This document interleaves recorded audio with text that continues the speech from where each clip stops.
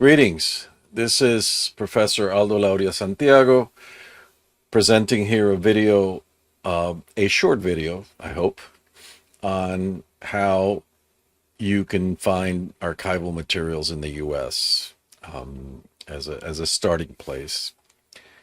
This website is our library website, and typically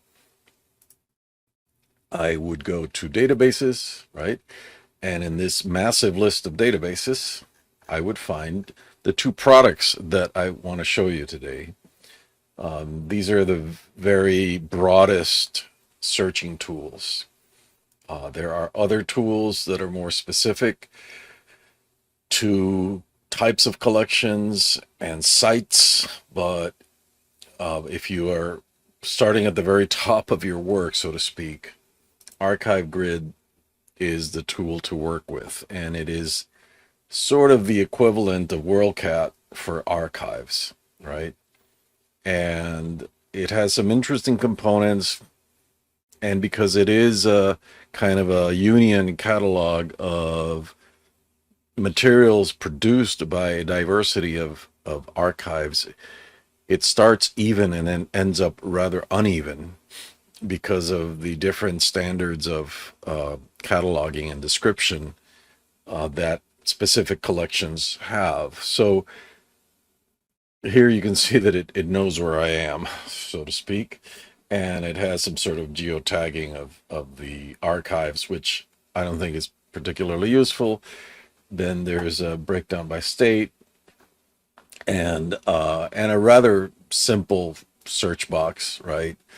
I don't think it has a advanced search box. So let's say that I want to find, let's see, Mexican American.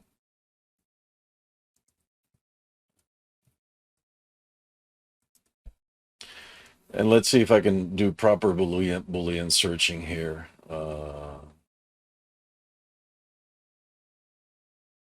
So this is the search that I've composed. I will show you the terms. I'm not sure if it accepts these Boolean operators, but apparently it does, right? And for some reason it has deleted the paragraph, the parenthesis marker here, but I guess it worked. It'd be interesting to test it to see if the results are different when you run Mexican American and labor or Chicano and labor. And ideally I should have put the Mexican American in quotes, which reduces it. Obviously you can see here to 354 results, and you can decide how many you want to see at once. I try to go for the maximum, and this is where, you know, as this describes collections. Each one of these is a collection, but from here on down, when you click on finding the aid, you are going into the material that has been produced by a local archive, and those local archives can be very different from each other. So be aware that you know, it's really unpredictable what exactly it is that this system has searched, whether it's searching keywords or searching full text, long descriptions of the archive and the archival holdings. So, you know, this is a system where you'll have to play around with different results and search terms, right? And here, you know, you have Arizona State University libraries, and all of those will be special collections. You have a particular individual collection at Stanford University. You have the records of an institution, the Center for Mexican American Studies at Texas Austin, held in their own library. You have an individual's papers held at the University of California Chicano Studies Research Center. And by the way, California materials are extremely well cataloged and inventoried. I'm not sure why, but the state seems to have invested tremendous resources in cataloging its special collections and archival collections. So, be aware also that if you assume that certain things will be here, maybe they're not. For example, the New Jersey State Archive doesn't show up here at all, as far as I've been able to work, to find, right, and searching. It could be that it's changed in the last few years, which is the other thing about this kind of special collections cataloging, is that it improves and it changes over time. And there are archives that are completely off this grid, right? And yet you'll find, if you, I obviously did a very broad search, right? But I'm not even sure how the labor part is going on here. Maybe I should have used the word union, right? Or just labor union, whatever. I'd have to experiment. But the point here is that you get 354 results in this search to look through. And honestly, this kind of database, the more you know what you're looking for, the better it will be, right? I'd like to find something I'm working on, Senator Dennis Chavez. And I have done this search before, and every time I do it, it looks a little different, right? So Dennis Chavez was a senator for New Mexico in the 30s and 40s. So, this is if these collections, let me put it this way, if there are collections out there that have cataloged at the document level, which is not always the case, right? So somebody has their own papers at a special collection, and the archivists have not just described it, but also documented every section of it or every document within it. This is how you will find that Dennis Chavez might have had a letter written to somebody or from somebody, right?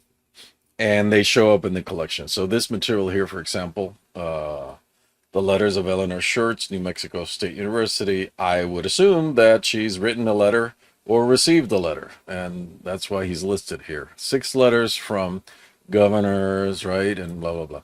So this level of cataloging is fantastic, but don't assume that it's all-inclusive, right?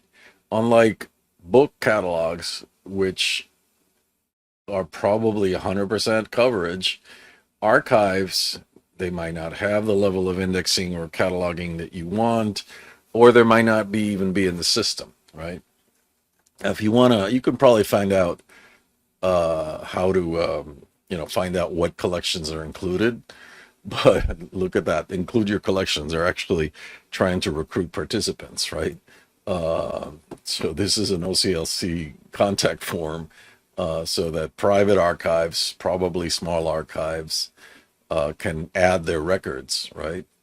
And so there's a list view, a summary view, and in the summary view, you get the breakdown of different. So this is sort of the equivalent of the reverse advanced search, right?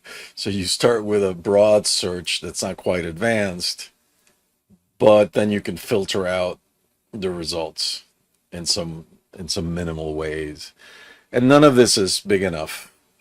I mean, if you're ending up with 20,000 records, you're doing searches that are too broad, right? This is the kind of thing that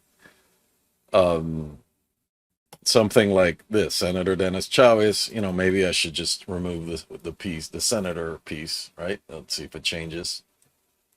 609 pieces, right? And then I'm going to put it in quotes, and that's 57 pieces. And maybe I am, this doesn't work very well with the quotes, because the previous search, there's probably not too many other Dennis Chavez's without the quotes, right? So whatever, you play around with this, and this will generate a list of of archival materials that then you have to go hunting for, right? And here's an example. And notice how long it takes. Why? Because it's contacting the library of the New York Public Library catalog, right? So this actually is just a bridge to native data, it seems, right? So here you have it linked immediately to the New York Public Special Collections cataloging, right? A collection overview, and this is one folder, and obviously, you get the details, and you have to take it from there. And this is where what normally happens with archival materials is like every archival collection is different. If it's one item, you can ask for them to send it to you in PDF form for money, maybe. And here, let's try another one. Let's go back to the California items. Let's see, something that is held in California, so I can show you. Let's see, this one. There it is, OAC, Online Archive of California. This is a wonderful system that has very detailed, right? And you see how different the results are here, right? More like this, topics, people, which means that there's a tremendously detailed level of cataloging, details, related resources. And the funny thing is that here you realize, for example, this is a link to WorldCat. In WorldCat, which I described fully in a different video, WorldCat is the second archival resource that I wanted to show you, which overlaps in content with a lot of this material, right? So the OAC, the California archival materials, are also searchable within WorldCat. So if you wanted to do the WorldCat version, I could just literally reproduce this search that I did here and go to WorldCat, and WorldCat is one of our databases, right? At the very bottom of this list, there will be a link to WorldCat. And if you want to get all the details on WorldCat, you can watch my other video, right? So WorldCat is here. So this is the WorldCat advanced interface. I'm sorry, this is the regular interface. I guess I should, it'll make me break it down, right? Mexican American or Chicano and labor. And I'm not sure how the parentheses here would work. Ideally, I would go into the advanced search and just enter this as a manual search, as the expert search here. But what I want to do here is to make it equivalent, I only limit it to archival materials, right? So I'm doing Mexican American as a phrase, or Chicano and labor. And again, I could probably use union or labor union or workers or something like that. So anyway, I do a search for that, and this is giving me 242 results, right? And these are items that are cataloged as archival materials. So they are singular items, not published items. Basically, that's the difference, right? Manuscripts, typescripts, etc., right? And here, for example, let's see if something interesting. The Tony Anaya papers. And let's find out what that is. And if you see the little icon here, that's an archival item, right? So let's see, what's this? This is Tony Anaya papers. Contain documents accumulated during his tenure at New Mexico Attorney General, Governor of New Mexico, and his involvement in national minority issues. So in those papers, they are cataloged in such a way that, see, it's 59 boxes. There's a description, and here's an external link to the archival resource, which is, in this case, let's open it. New Mexico Archives Online, right? So this is the New Mexico version of the same California archives, right? Every state by now has this kind of system. The only question is how good they are. New York is improving its system. New Jersey, so-so, right? And you can chase those pieces separately. So here's all the cataloging as if it were a book, but it's not exactly book cataloging either. And descriptors, these look like Library of Congress uh, subject cataloging terms, but you're going to find things that are just like things like capital punishment, economic policy, and that depends on wherever this record originates, right? So let's go back for another one. Got a little taste of this farm worker movement collection. Late 60s, early 70s, and this is held in 2 libraries. So that's funny because usually these things are unique items held in only 1 library. So this is 1 document box, small collection. It describes the periodicals that are held, produced by Chavez and his union. And it's probably a technicality that this is held in 2 libraries because it's the same library, right? For some reason it appears as, and these are the quirks that you have to allow for when searching and managing results in WorldCat, but especially for archival materials.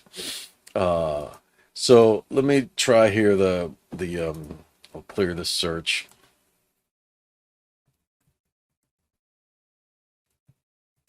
I'll do the Senator Dennis Chavez, and I'll limit it again to archival materials. Notice here that you might want to include things like maps or I don't know what continually updated resources are. I assume all of this is continually updated, but maybe visual materials, and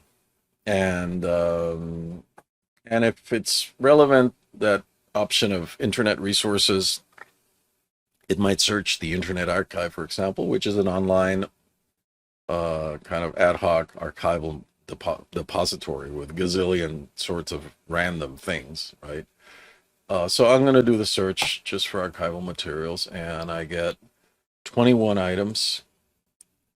And remember, I'm not looking for articles or books. These are all technically archival items. So Tony Anaya papers, records of David Lilienthal, the Middle Rio Grande Flood Control Association, the gubernatorial campaign.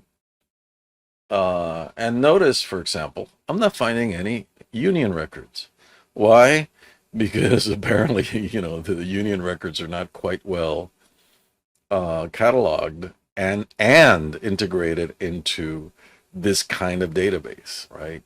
So I would need to know that if I want Dennis Chavez's connections to labor unions, I'm going to have to go directly to the labor union archives, their resources, and and search in their databases, however that might be organized, right? So don't assume that because First Search and WorldCat and OCLC have a lot of stuff that they have everything, right? And they might be missing your most important materials. And in the case of looking for Dennis Chavez's intersection with labor unions, I have a few leads where I would look, right? Cornell, and a few other former quote unquote industrial